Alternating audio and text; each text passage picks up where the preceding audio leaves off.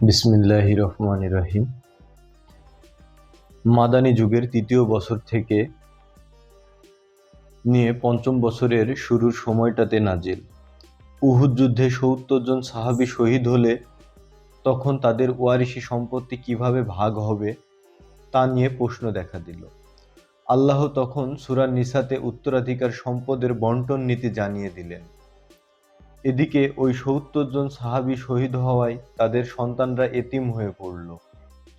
তখন এতিমের সম্পদ রক্ষণাবেক্ষণ হবে কিভাবে সে বিধানও এ সূরাতে আল্লাহ তাআলা জানিয়ে দিলেন। সালাতুল খওফ তথা যুদ্ধের সময় নামাজ কিভাবে পড়তে হবে সেই বিধানটি আসে জাতুরিকা যুদ্ধের প্রেক্ষাপটে।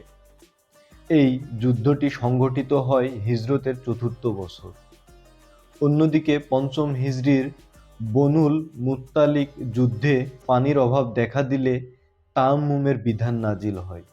এই গেল সময়ের প্রেক্ষাপট। আবার আসা যাক নাজিলের প্রেক্ষাপটে। নবীজির হাতে তখন তিনটি গুরুত্বপূর্ণ কাজ: এক, ইসলামী রাষ্ট্র মদিনার ফিনান্সিয়াল ম্যানেজমেন্ট, এছাড়াও নাগরিকের সামাজিক আচরণ ঠিক করা, তাদের নৈতিক শিক্ষা দেওয়া। দুই, মক্কার মুশরিকদের আক্রমণ এবং মাদিনার ইহুদি ও মুনাফিকদের ষড়যন্ত্র মোকাবেলা করা।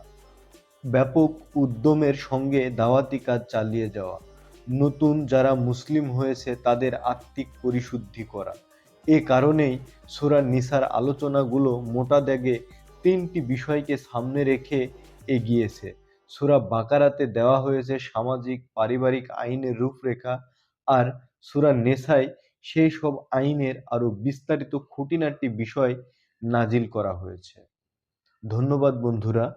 ভিডিওটি ভালো লাগলে শেয়ার করুন, কমেন্টস করুন এবং আমার পেজটিতে ফলো দিন।